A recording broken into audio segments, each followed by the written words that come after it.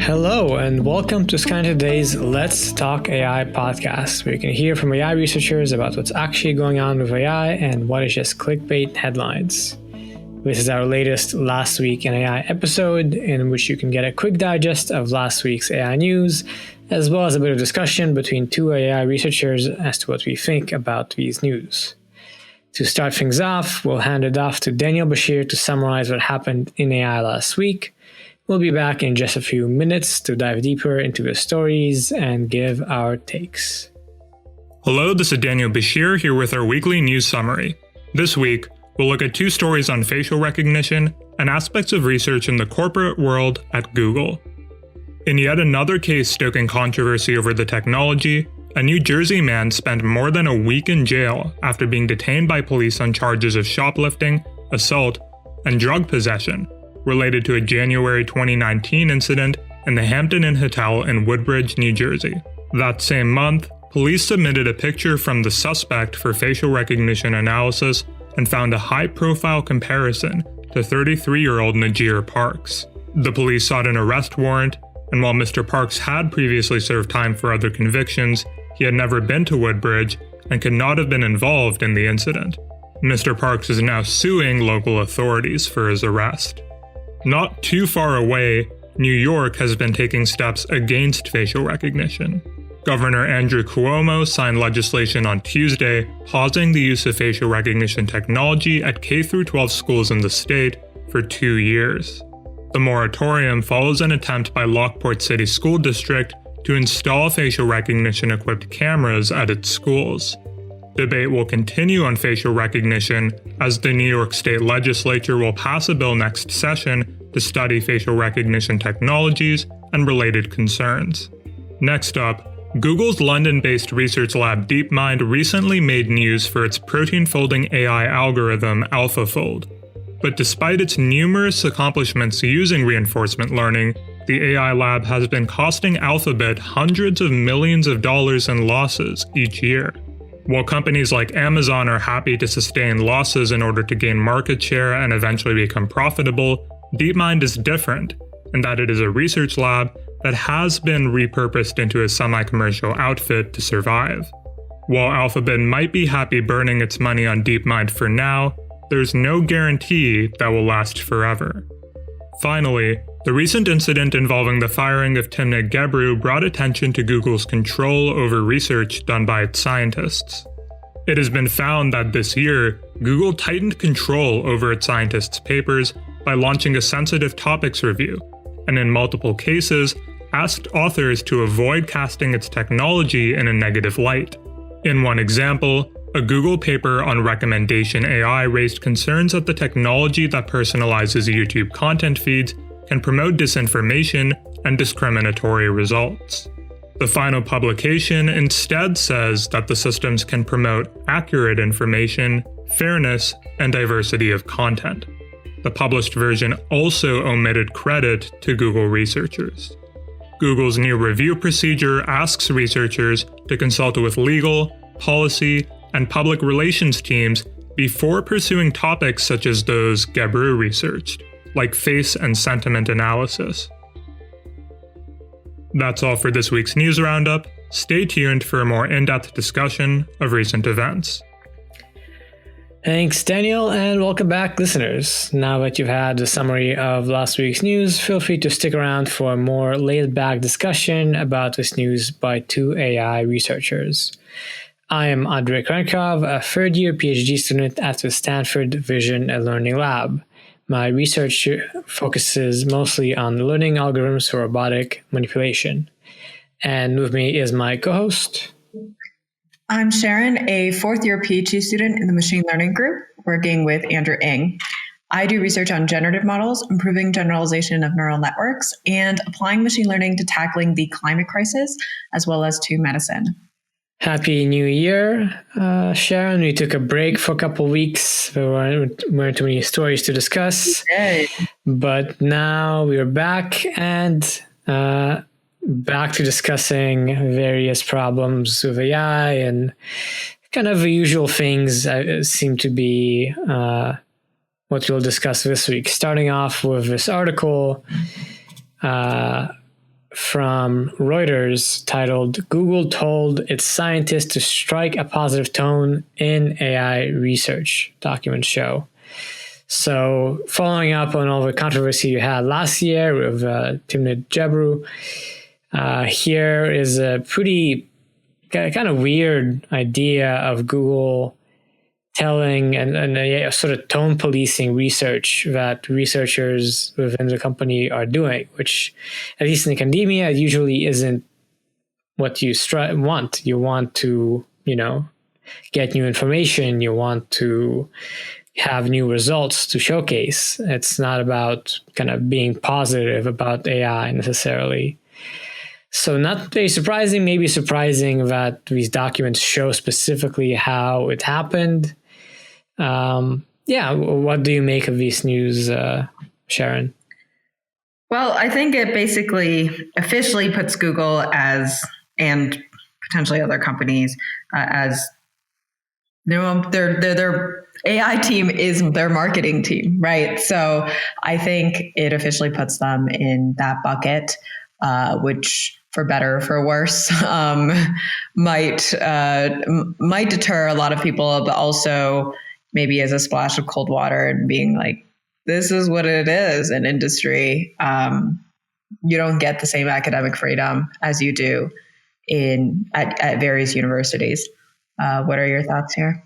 Yeah, exactly. And it further kind of emphasizes that you are limited in your research, as you said, and especially if you're doing ethical AI research and sort of looking into misapplications of AI or problems of AI, then companies might well restrict you. So interestingly here for me was that within the documents that were found, there were lists of sensitive topics, and the sensitive topics included China, COVID-19, insurance, religion, and systems that recommend or personalize web content. So a lot of stuff is sort of marked as sensitive and limited to these researchers. So yeah, perhaps not overly surprising, but these documents kind of further demonstrate for anyone thinking to work at Google what they will have to contend with, which they will not, hopefully, not as far as I know, contend with in academia. I haven't heard anything kind of similar here. I would say the one similar thing is you aren't really supposed to get very political in academia. I heard Stanford does get mad at you for stuff like that. If you're very blatantly political, where you especially pull Stanford into the mix. So I think there is some sensitivity around that. I remember my advisor telling me to be careful when it comes to that. So. Yeah, and I guess it's true that in general, there's politics within academia, right? Like perceptions of you as a researcher and how you position your research and so on, that all exists. But still, this is a little qualitatively different in terms of having, actual lists of sensitive topics and much more of a heavy-handed approach, it seems like. Yeah. Though I guess making this not opaque and transparent, rather, it is probably better for both sides. I think Google really wanted to seem like the best everything. You get money and you get the same freedom as academia, but it's not exactly the same thing. Yeah, I agree. Yeah, it seems like there definitely was a push to make Google seem like very caring about AI ethics. They had their kind of AI guidelines or something that they pushed. Right. The ethics. Yeah. And the ethics API or something like that, like ethics as a service. Remember that? Yeah, exactly. So it's sort of strange to have these sorts of ideas in place while positioning yourself to be a leader in AI ethics. And so good that we are at least more aware of how they deal with things internally. Right. And on to our next article. facial recognition tools in spotlight in New Jersey false arrest case. And this is in the Wall Street Journal. And so this is about a New Jersey man who's suing the local authorities, who he says wrongly arrested him based on false facial recognition tech. So basically matched him with someone who did something not great, and he got falsely accused. And so this has definitely intensified that debate over the accuracy of facial recognition technology. I think this incident is definitely inevitable, a false positive, right? It does make me scared to think how often it would happen. So what are your thoughts on this, Andre? Yeah, it's maybe a sad way to start a discussion this year. We've seen several cases last year, as we discussed in this podcast, of kind of facial recognition being used in wrong ways to arrest people who didn't deserve it, who had nothing to do with whatever happened. And here again, the story seems to be that authorities said that they had a high-profile comparison to a person, and that led to issuing an arrest warrant.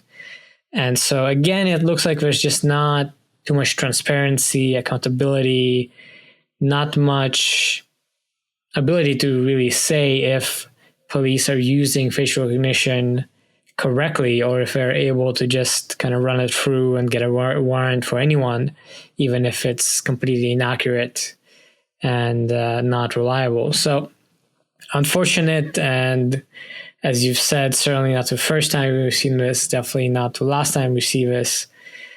And hopefully something will change as far as police departments and how they use such technology, so that there's fewer stories that we'll see this year. Right. And I'm not sure we've seen as much movement in terms of actually getting the regulatory frameworks in place for facial recognition technology, because a bunch of companies did a moratorium, right, on facial recognition tech. And I haven't seen much about actually effective regulation coming in place before those moratoria are completed. And so that is concerning, though it's almost a good thing that this is sparking some debate around it and making us think about it again and still into this new year. Yeah, hopefully this year we'll actually see some news about attempts to pass legislation around the proper use of facial recognition. Definitely something to hope for. And now looking back a bit on last year, we can reflect and go over the article, "The Year Deepfakes Went Mainstream" from the Technology Review. And basically it's an overview of various applications of deepfakes that happened last year. So far in the history of deepfakes, starting from 2017, most of them were used for fake pornography, not a very particular use case and a very bad one, but still a single one. And then last year, what happened was there's just generally various other uses that were seen. So female investigative journalist was kind of silenced and aimed at with deepfakes. A female poet and novelist was also kind of targeted as such. And we've also seen some positive use cases, like there's an investigative film, Welcome to Chechnya, where deepfakes were used to protect its subject identities. And then there's other kind of examples here of ads and so on. So, I don't know. I think your title maybe is overstating things a bit. And as far as the list goes, there's maybe like 5 or 6 uses of deepfakes overall, in terms of like one movie used it, a couple ads used it. I don't see much use of deepfakes out there yet, but maybe this is a sign that, in the coming years, that will become much more of a case. What do you think of that, Sharon? Yes, I think the mainstream part is definitely true, given the fact that I think the New York Times, did do an article on deepfakes, which was actually very surprising. And I definitely think it'll be more and more relevant as we move forward. So it'll, like, this past year was definitely